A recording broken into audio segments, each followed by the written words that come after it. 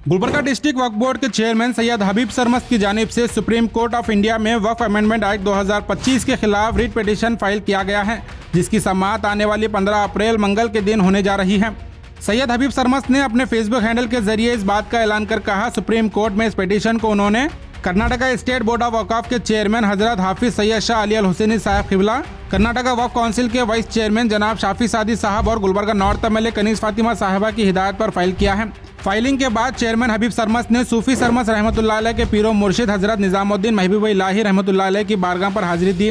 लगातार 3 दिनों के डिस्कशन के बाद मशहूर एडवोकेट विरिंदा भंडारी ने यह पिटीशन तैयार किया, जिसमें गुलबर्गा डिस्ट्रिक्ट के मुतालिक हर पॉइंट को सबूत के साथ सुप्रीम कोर्ट के सामने रखा गया है। ये वही विरिंदा भंडारी एडवोकेट हैं जिन्होंने प्लेसेस ऑफ वर्शिप एक्ट 1991 के केस में भी सुप्रीम कोर्ट में रिप्रेजेंट करते हुए मस्जिद और दरगाहों के सर्वे पर स्टे दिलवाया था, और अब यही एडवोकेट सैयद हबीब सरमस्त के पिटीशन को लीड करेंगी। चेयरमैन हबीब सरमस्त ने कहा, दिल्ली से गुलबर्गा आने के बाद इस काले कानून के खिलाफ गुलबर्गा से सभी पॉलिटिकल नॉन पॉलिटिकल ऑर्गेनाइजेशन के साथ मिलकर मुत्तहिदा रोड मैप तैयार किया जाएगा। इसके अलावा आपको बता दूं, यह वक्फ अमेंडमेंट बिल जब पार्लियामेंट में पेश हुआ था तो गुलबर्गा डिस्ट्रिक्ट वक्फ एडवाइजरी कमेटी पूरे मुल्क की वाहिद एक ऐसी वक्फ एडवाइजरी कमेटी थी जिसने चेयरमैन हबीब सरमस्त की लीडरशिप में सितंबर 2024 को एक खास मीटिंग में इसकी मुखालिफत करते हुए रेजोल्यूशन पास किया था।